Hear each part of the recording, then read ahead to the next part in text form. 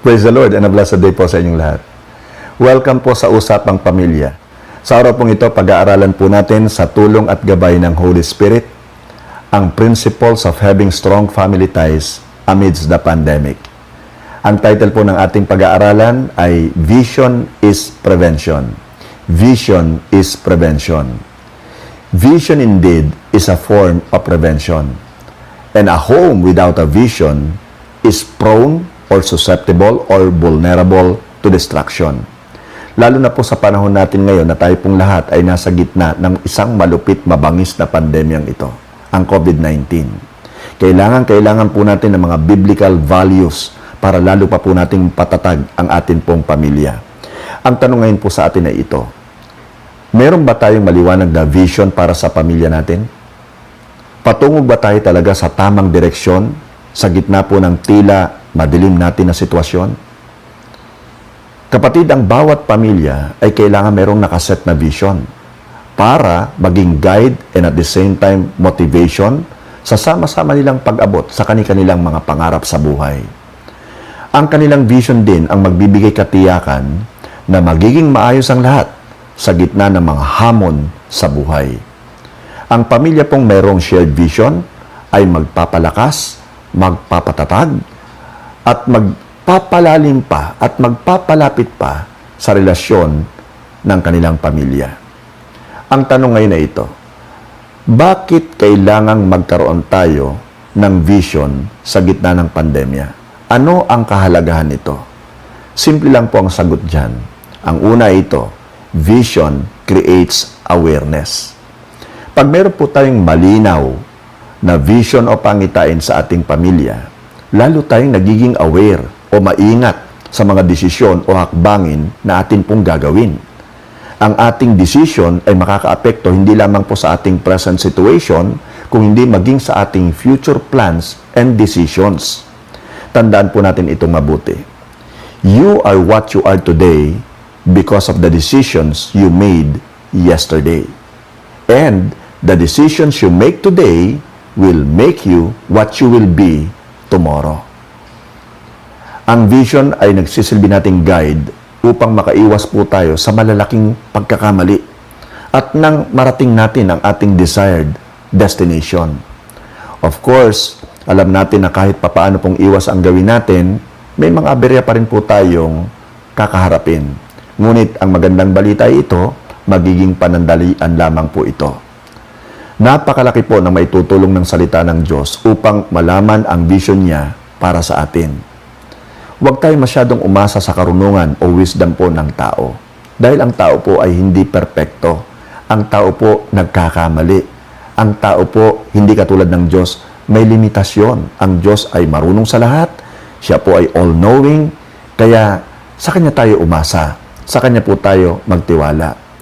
Nagkaroon nga po ng warning sa atin si Jeremiah the prophet, dun sa aklat po ng Jeremiah chapter 23 verse 16. Pakinggan niyo pong mabuti ha. Sinabi ng Panginoong makapangyarihan sa mga taga-Jerusalem, huwag kayong maniwala sa sinasabi ng mga bulaang propetang ito. Pinapaasa lang nila kayo sa mga kasinungalingan. Hindi galing sa akin ang mga sinasabi nilang pangitain, kundi sa sarili nilang isipan. Nakita niyo? Kaya ang sabi po ng Proverbs chapter 3 verse 5 and 6 sa atin ay ganito, trust in the Lord with all your heart and lean not on your own understanding. In all your ways acknowledge Him and He will direct your paths straight. Alam niyo, naalala ko tuloy yung isang binata, isa pong church leader, at meron po siyang gift of prophesying. Isang araw, kinausap niya po yung crush niyang babae na bago nilang attendee. At sinabi niya, alam mo, nangusap sa akin ang Panginoon. Ipinakita niya sa akin sa pamamagitan ng isang panaginip na magkasama tayo. Nasa harap tayo ng altar ng ating church at ikinakasal tayo ni pastor.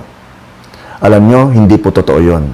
Ginawa lamang niya yun para papaniwalain yung babae na crush niya para magustuhan siya. Mabuti na lamang at ang babae pong ito ay meron naman palang gift of discernment. Alam niya yung kung totoo ang sinasabi ng tao sa kanya o hindi. Kaya hindi niya sinagot yung lalaki. Ngayon, ang babae pong ito ay kinasal. ikinasal siya sa mismong pastor niya. Hallelujah! Kapatid kaibigan, napakahalaga ng vision sa ating mga buhay. And a vision in line with the will of God is the one that will bring you to your bright future. Tatagalugin ko po yon. Yun daw pong vision o pangitain na naaayon po sa kalooban ng ating Panginoon ang siyang maghahatid po sa atin sa ating magandang kinabukasan. Ngayon, ang pangalawa pong reason kung bakit napakahalagang magkaroon po tayo ng vision amidst this pandemic ay ito. Vision serves as a guiding star in the midst of COVID-19. So, guiding star po siya. Ayon po sa Proverbs chapter 29 verse 18, where there is no vision, the people perish. So, napakahalaga ng vision kasi mapapahamak ang tao kung walang vision. Kung paano ang pananampalataya pong walang kasamang gawa ay patay na pananampalataya, ganun din naman. Ang isa pong vision na hindi sasamahan ng gawa ay mananatili pong pangarap lamang. Isang panaginip lamang. Mahalaga po na ang ating vision sa bawat pamilya ay visibly workable at ginagawan po talaga ng kaukulang aksyon. Tsakin natin na may magandang kahinatnan ang nagawa nating vision para sa atin pong pamilya. Katulad po halimbawa ng experience ng mga pantas nung kapanganakan po ng ating Panginoong Hesukristo. Nasusulat po dun sa aklat ng Matthew chapter 2 verses 9 and 10 ang ganito. Pagkarinig sa bilin ng hari, sila'y nagpatuloy sa paghahanap. Ang bituin na nanguna sa kanila mula pa sa silangan ay tumigil sa tapat ng kinaroroonan ng bata. Ganun na lamang ang kanilang kagalakan nang makita ang bituin. Napakahalaga po nung naging role o papel po nung bituin para mahanap po ng mga pantas yung kinaroroonan po nung batang si Jesus. Ayon nga po sa verse 10, ganun na lamang ang kanilang kagalakan.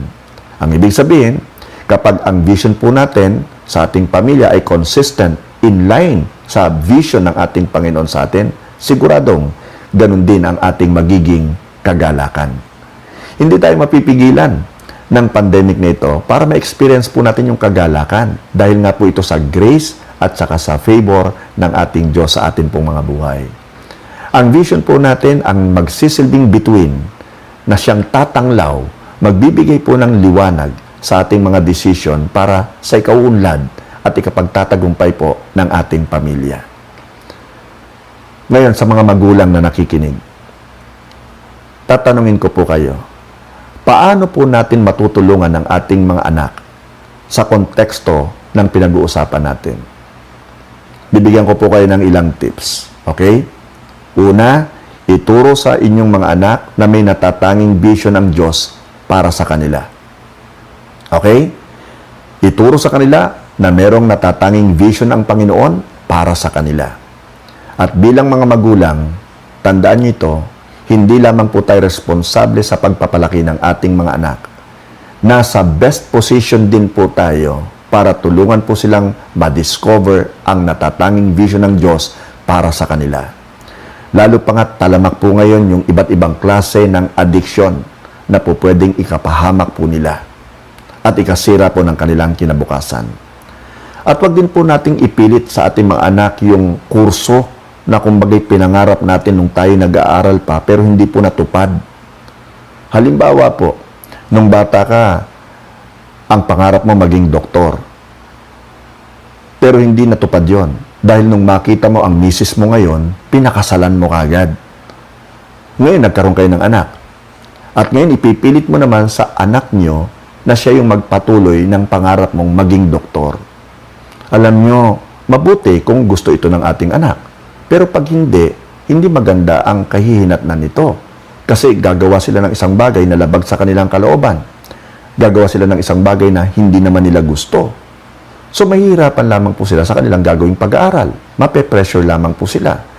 Alam nyo, marami po kaming kabataan na nakipag-usap sa akin na yung kursong kanila pong kinuha ay hindi po talaga nila gusto.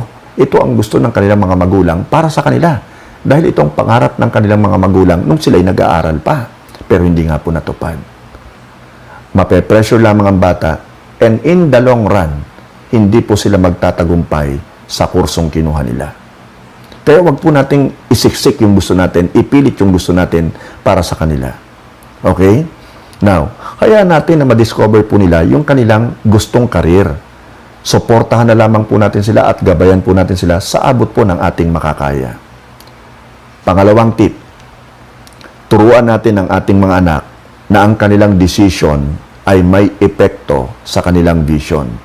So, laging may consequence yan eh. Pag maganda yung decision mo, magiging maganda yung kahihinatnan o bunga. Pero pag pangit ang decision mo, magiging pangit siyempre ang magiging resulta. Ipaliwanag natin sa ating mga anak na anuman ang gawin nilang decision ngayon ay may epekto sa kanilang gustong marating sa buhay. Accountable tayo sa ating mga desisyon sa buhay. At damay din po rito ang ating mga anak. Kaya't dapat lamang pong gabayan natin silang mabuti. Ayaw nating magkamali sila. Ayaw nating maghirap sila. Ayaw po nating mapahamak sila dahil sa kanilang maling mga desisyon na nagawa. Pangatlong tip, kapatid, ay ito. Pahalagahan natin o i-value natin ang kanila pong personal character at vision.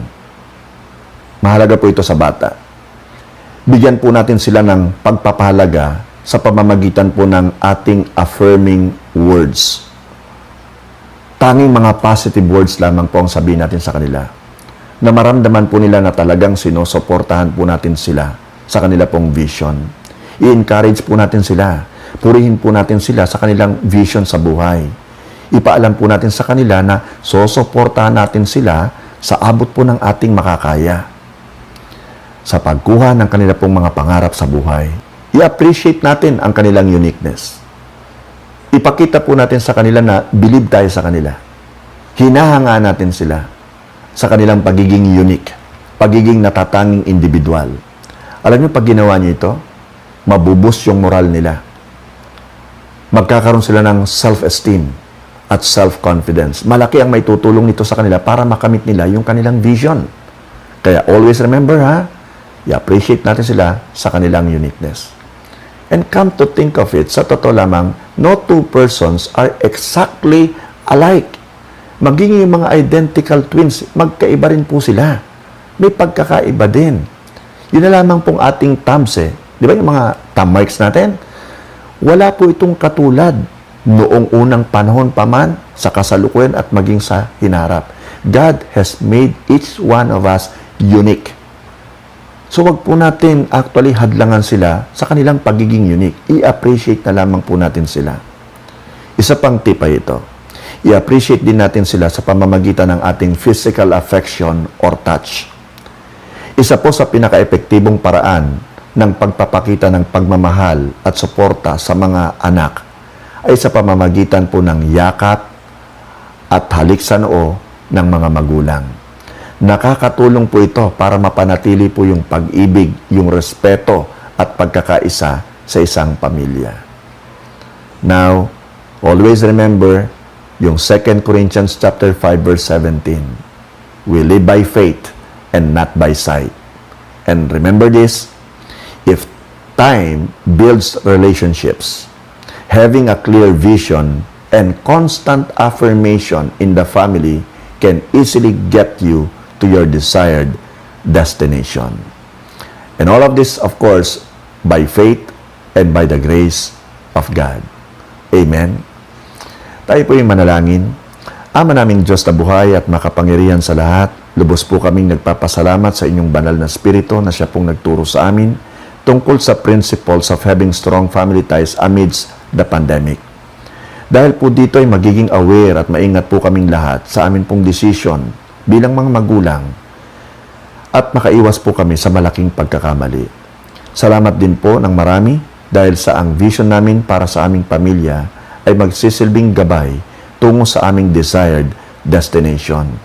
Maraming salamat din po sa mga bagay na itinuro nyo sa amin, hindi lamang sa pagpapalaki, kundi sa pagbibigay sa amin ng aming all-out support sa vision ng aming mga anak para sa kanilang ikapagtatagumpay sa buhay. Ang lahat po ng mga ito ay idinudulog namin sa iyo, isinasamo namin sa iyo sa pangalan ng aming Panginoong Jesucristo. Maraming salamat pong muli. Ikaw po ang maluwalhati sa aming mga buhay at patuloy na maging gabay sa pangalan ni Jesus. Amen and amen and amen. Hallelujah. May the Lord bless you and keep you. May the Lord make His face to shine upon you. May the Lord be gracious unto you. And may the Lord turn His face toward you and give you peace. Shalom. Amen and amen.